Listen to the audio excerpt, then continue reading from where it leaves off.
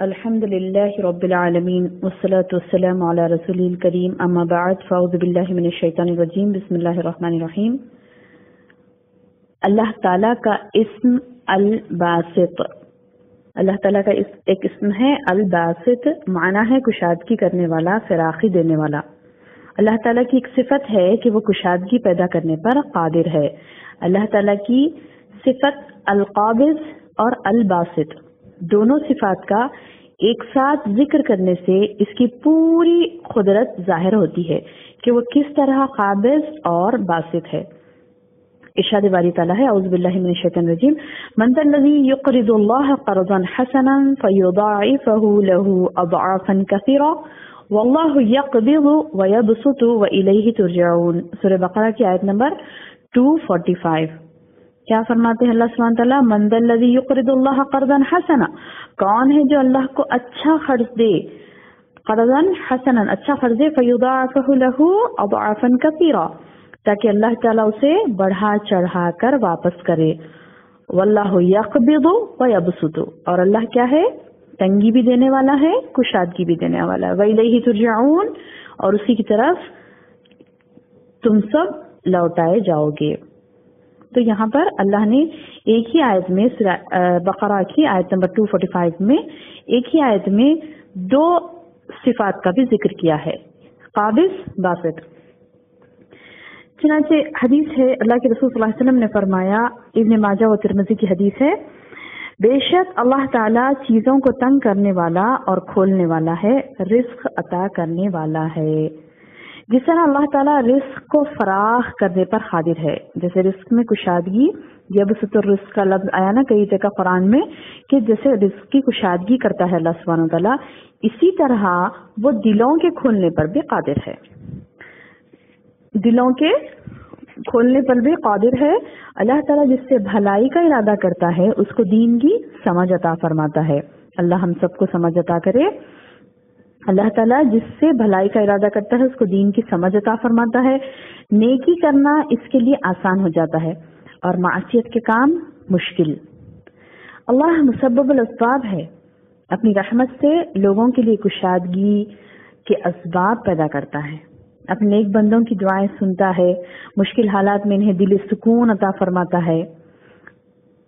اصل کشادگی کیا ہے؟ دل کی کشادگی ہے، ورنہ کنجوس آدمی تو مال و دولت رکھتے ہوئے بھی اللہ کے دین کی سربلندی کے لیے خرچ نہیں کرتا، حالانکہ اللہ تعالیٰ نے کئی مثالیں دے کر اسے سمجھایا کہ میں اپنی راہ میں خرچ کرنے والوں کو 7 سے 700 گنا بڑھ کر عطا کرتا ہوں، اور کئی جگہ فرمایا کہ کون ہے جو اللہ کی راہ میں اچھا خرچ دے، اور فرمایا کہ خرچ کرنے والے کی مال میں خیر و برکت ڈال دیتا ہے اللہ سبحانہ و تعالیٰ۔ اور اللہ تعالیٰ ایسے لوگوں کو نقصانات سے بچا کر بھی اپنی برکتوں اور رحمتوں سے تھوڑی مقدار کو زیادہ نفع بخش بھی بنا دیتا ہے۔ کیسے لوگوں کو؟ جو اللہ تعالیٰ کی راہ میں خرچ کرتے ہیں، یعنی کشادگی اختیار کرتے ہیں، تو اللہ تعالیٰ ان کو کیا کرتا ہے؟ برکتوں اور رحمتوں سے تھوڑی مقدار کو بھی زیادہ نفع بخش بنا دیتا ہے، جس سے وہ اپنے مال میں کشادگی محسوس کرتے ہیں۔ شدید کشیدہ حالات میں بھی انسان کو پریشانیوں اور مایوسیوں سے نکالنے والی ذات بھی کون سی ہے؟ وہی الباسط ہے، اللہ تبارک و تعالی۔ حتیٰ کہ موت کی مشکل گھڑیوں میں بھی متقی لوگوں کی جان اس قدر آسانی سے نکالنے پر قادر ہے اللہ کہ انہیں کوئی تنگی محسوس نہیں ہوتی، وہ الباسط ہے، آرام سے نکالتا ہے۔ اللہ ہم سب کو نصیب کرے وہ چیز کہ ہماری روح بھی آسانی سے نکلے، ہمیں تنگی محسوس نہ ہو۔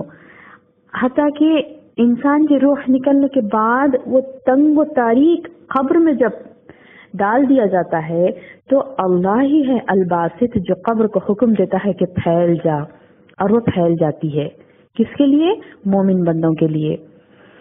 رزق کی تندرستی کو بھی فراغی میں بدلنے والا الباسط ہے، پریشانیوں سے نجات دینے والا الباسط ہے، اپنی خبروں میں کشادگی پیدا کرنے والا الباسط ہے، اسباب میں فراغی پیدا کرنے والا الباسط ہے، علم و فضل میں اضافہ کرنے والا اور مسائل کا حل سلجھانے والا، آسان زندگی عطا کرنے والا الباسط ہے، اور اچھے انجام سے مستفید کرنے والا بھی وہ ایک ہی اللہ تعالیٰ ہے جس کی صفت الباسط ہے۔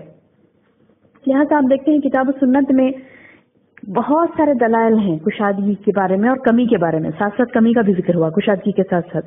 الباسط کے ساتھ ساتھ القابض کا بھی ذکر ہوا ہے جسے اللہ کی طرف منسوب کیا گیا. کون سی ہے وہ آیت؟ آپ دیکھیں گے الرعد کی آیت نمبر 26. کیا ہے؟ اعوذ باللہ من الشیطان الرجیم. اللہ یبسط الرزق لمن یشاء ویقدر وفرحوا بالحیاۃ الدنیا وما الحیاۃ الدنیا فی الآخرۃ الا متاع. اللہ یبسط الرزق، اللہ جسے چاہتا ہے کیا کرتا ہے؟ رزق میں کشادگی کرتا ہے. لمن یشاء، جسے چاہے. اللہ یبسط، اللہ پھیلاتا ہے رزق کو، کشادگی اختیار کرتا ہے رزق میں. لمن یشاء، جسے چاہے. ویقدر، اور جسے چاہے کم کر دیتا ہے.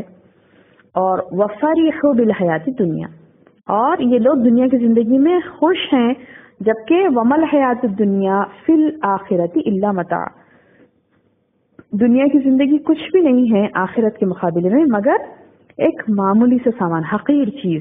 الا متاع، یعنی اس آیت میں کیا بتایا اللہ نے کہ اللہ ہی ہے جو رزق پہ کشادگی عطا کرتا ہے اور رزق نبات اللہ بھی دیتا ہے. اور لوگ کیا ہیں؟ خوش ہیں. کس بات سے؟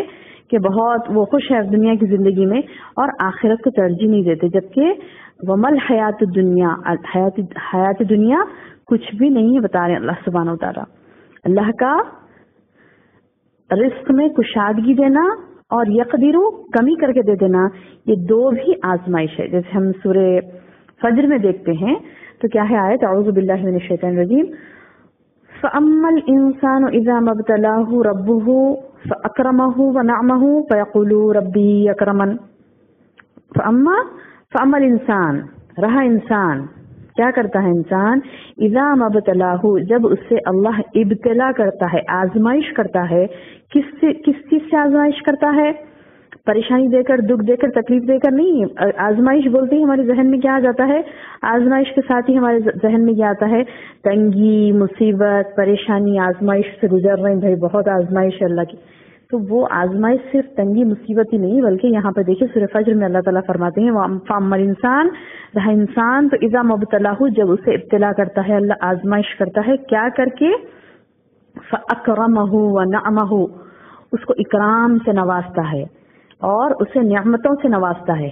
الباسط ہے یہ، نوازنے والا. الباسط نوازتا ہے تو وہ کیا کہنے لگتا ہے؟ فیقول، کہتا ہے ربی اکرمن، میرے رب نے میری بڑی تکریم کی، میری عزت کی. پھر اسی انسان کو اللہ اس کے بعد کی آیت میں اللہ تعالیٰ ارشاد فرماتے ہیں وَأَمَّا الْإِنسَانُ فَقَدَرَ عَلَيْهِ رِزْقَهُ. پہلے تو فرمایا فَأَمَّا الْإِنسَانُ إِذَا مَا ابْتَلَاهُ رَبُّهُ فَأَكْرَمَهُ وَنَعَمَهُ فَيَقُولُ رَبِّي أَكْرَمَنِ. اس کے بعد کہا وَأَمَّا إِذَا مَا ابْتَلَاهُ، پھر اس سے اللہ ابتلا کرتا ہے، اس کی آزمائش کرتا ہے. کیا کرتا ہے اسے؟ فَقَدَرَ عَلَيْهِ رِزْقَهُ، اس کی رزق کو کیا کر دیتا ہے؟ فقدر، ناپ تول کر دیتا ہے، تھوڑا سا دیتا ہے. فقدر علیہ رزقہ فیقول، وہ کہنے لگتا ربی اہانن، میرے رب نے تو میری احانت کر دی. یعنی اللہ پاک ان آیتوں میں یہ سمجھانے کی کوشش کر رہے ہیں کہ اللہ باسط ہے، اللہ قابض ہے، اور یہ دو صفتیں بھی اللہ کی بندے کے لیے آزمائش ہے، خاص کر رزق کے معاملے میں، اکرام کے معاملے میں، نعمتوں کے معاملے میں. دیکھیے جگہ جگہ آیا ان ربک یبسط الرزق لمن یشاء ویقدر، سورہ اسراء میں آیا آیت نمبر 30 میں، سورہ رعد میں آیت نمبر 26 میں آیا کہ یبسط الرزق لمن یشاء ویقدر، جو اب ہم نے پڑھا. اور ایک جگہ سورہ سبا میں آیا آیت نمبر 39 میں قل ان ربی یبسط الرزق لمن یشاء من عبادہ ویقدر لہ. یعنی کئی آیتیں ایسی ہیں اللہ سبحانہ تعالیٰ کی جس میں اللہ نے فرمایا کہ میں ہی ہوں جو رزق میں کشادگی دیتا ہوں اور نپاتلا دیتا ہوں. اور سورہ فجر میں تو یہ فرما دیا کہ نپاتلا دینا بھی اور بسط یعنی کشادگی دینا، یہ دو بھی اللہ کی طرف سے آزمائش ہے. بندہ کیا کہتا ہے کہ جب اسے نعمتیں ملتی ہیں تو وہ کیا کہنے لگتا؟ ربی اکرمن، میرے رب نے تو بڑی تکریم کی. جیسے ہم بھی کہتے ہیں کئی مرتبہ اللہ ہمیں معاف کرے کہ اللہ عزت کی زندگی دیا بھی ہم کو، بہت زیادہ یعنی نعمتیں ہیں ہمارے پاس، کشادگی رزق میں کشادگی ہے، ہمارے ہر عطا اللہ کی عطا میں جو ہے نا ہمارے لیے کشادگی ہے. عزت کی زندگی دی اللہ تعالیٰ، کسی کے سامنے مجبور نہیں کرا. دیکھیے بے شک آپ شکر کیجیے اللہ کا، لیکن یہ نہیں کہ اس پہ راضی ہو گئے آپ یہ سمجھ رہے ہیں کہ جو ہے نا یہ اللہ راضی ہو کر دے رہا ہے. نہیں، بلکہ ابتلا ہے، یہ دینا بھی اللہ کی آزمائش ہے. اور جب اللہ تعالیٰ تنگ کر دیتا ہے رزق کو، تو بندہ دیکھتا ہے اللہ سبحانہ تعالیٰ کہ بندہ کیا کرتا ہے، کیا کرتا ہے. یہ کہ جو ہے نا اس کی ناراضگی مول لینا، اس سے جو ہے نا مطلب شکایت کرنے لگنا کہ اللہ میری بے عزتی کر دیا تو. یعنی عزت اور ذلت کا معیار جو ہم نے بنا لیا ہے وہ رزق کا عطا کرنا یا کم کرنا نہیں ہے. یعنی اللہ کی عطا اور اللہ کا عطا نہیں کرنا یہ عزت و ذلت کا معیار نہیں ہے، بلکہ عزت اور ذلت کا معیار کیا ہے؟ ایمان ہے.